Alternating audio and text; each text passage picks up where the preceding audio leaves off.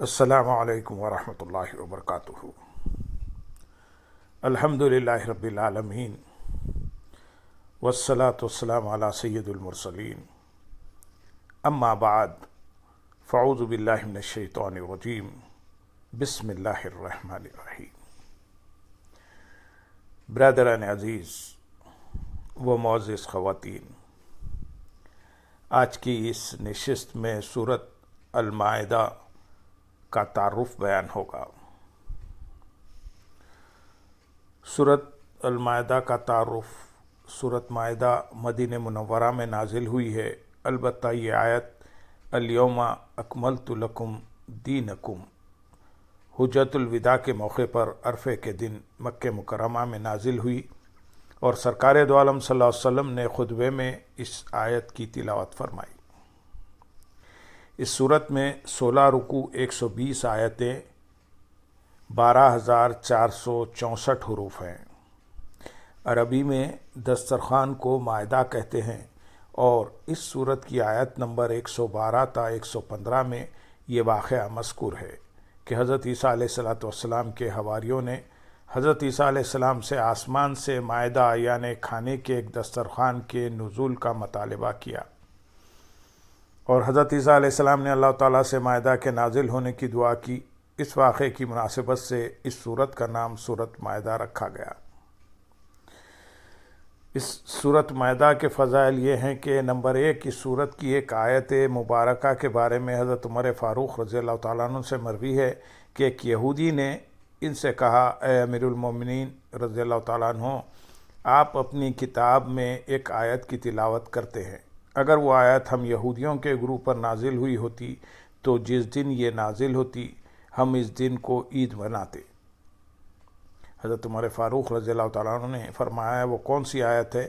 اس یہودی نے عرض کی، وہ یہ آیت ہے، الیوم اکملت لکم دینکم و اتممت علیکم نعمتی و رضیت لکم الاسلام دینا۔ آج میں نے تمہارے لیے تمہارا دین مکمل کر دیا، اور میں نے تم پر اپنی نعمت پوری کر دی، اور تمہارے لیے اسلام کو دین پسند کیا۔ حضرت عمر فاروق رضی اللہ تعالیٰ عنہ نے فرمایا، ہم اس دن اور اس جگہ کو بھی جانتے ہیں جس میں نبی کریم صلی اللہ علیہ وسلم پر یہ آیت نازل ہوئی۔ جب یہ آیت نازل ہوئی اس وقت حضور پرنور صلی اللہ علیہ وسلم جمعے کے دن عرفات کے میدان میں مقیم تھے، اور جمعہ و عرفہ دونوں مسلمانوں کی عید کے دن ہیں۔ دوسری حدیث حضرت عبداللہ بن عمر رضی اللہ تعالیٰ عنہما فرماتے ہیں، جب حضور پرنور صلی اللہ علیہ وسلم سورۃ مائدہ نازل ہوئی، حضور پرنور صلی اللہ علیہ وسلم پر سورۃ مائدہ نازل ہوئی، اور اس وقت آپ صلی اللہ علیہ وسلم اپنی سواری پر سوار تھے، تو سواری میں آپ صلی اللہ علیہ وسلم کا بوجھ اٹھانے کی طاقت نہ رہی، اس لیے آپ صلی اللہ علیہ وسلم سواری سے نیچے تشریف لے آئے۔ تیسری حدیث حضرت مجاہد رضی اللہ تعالیٰ عنہ سے مروی ہے، نبی کریم صلی اللہ علیہ وسلم نے ارشاد فرمایا، تم اپنے مردوں کو سورہ مائدہ اور عورتوں کو سورۃ نور سکھاؤ۔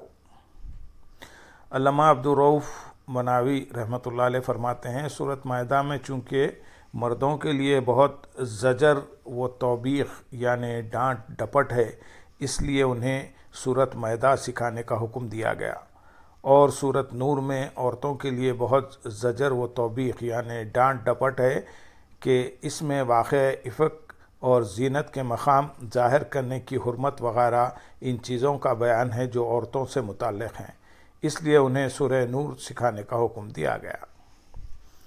اس سورت کا مرکزی مضمون یہ ہے کہ اس میں یہودیوں اور عیسائیوں کے باطل عقائد و نظریات ذکر کر کے ان کا رد کیا گیا ہے۔ اس کے علاوہ اس صورت میں یہ مضامین بیان کیے گئے ہیں: نمبر 1، مسلمانوں کو تمام جائز معاہدے پورا کرنے کا حکم دیا گیا، اور ان جانوروں کے بارے میں بتایا گیا جو مسلمانوں پر حرام ہیں اور جو مسلمانوں کے لیے حلال ہیں۔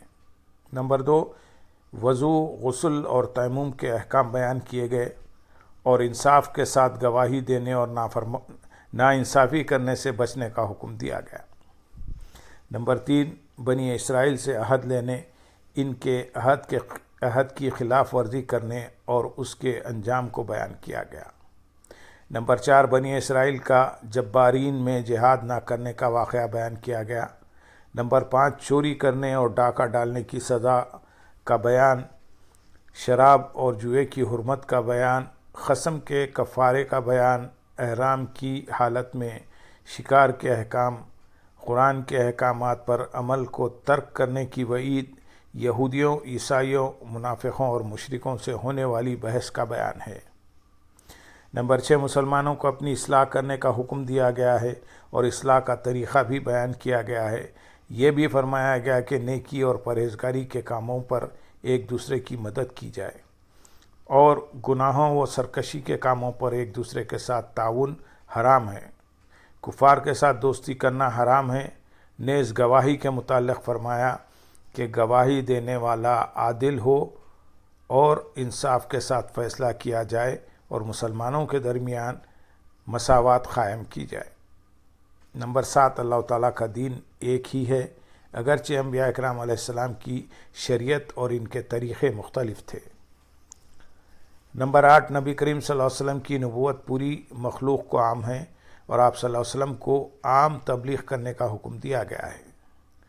نمبر 9 عبرت اور نصیحت کے لیے اس صورت میں یہ 3 واقعات بھی بیان کیے گئے ہیں۔ نمبر 1 حضرت موسیٰ علیہ السلام اور بنی اسرائیل کا واقعہ۔ نمبر 2 حضرت آدم علیہ السلام کے 2 بیٹوں قابل اور حابل کا واقعہ۔ نمبر 3 حضرت عیسیٰ علیہ السلام کے معجزے کھانے کے دسترخوان کے نازل ہونے کا واقعہ۔ سورۃ مائدہ کی اپنے سے ما قبل سورۃ نساء کے ساتھ مناسبت یہ ہے کہ سورۃ نساء میں مختلف صریح اور ضمنی معاہدے بیان کیے گئے تھے، جیسے نکاح اور مہر کے معاہدے، وصیت، امانت، وکالت، عاریت، اجارہ وغیرہ کے معاہدے، اور سورۃ مائدہ میں ان معاہدوں کو پورا کرنے کا حکم دیا گیا ہے۔ اللہم صلی علی سیدنا محمد وعلی آل سیدنا محمد وبارک وسلم، وآخر دعوانا ان الحمد للہ رب العالمین۔ سبحان ربک رب العزت عما یصفون۔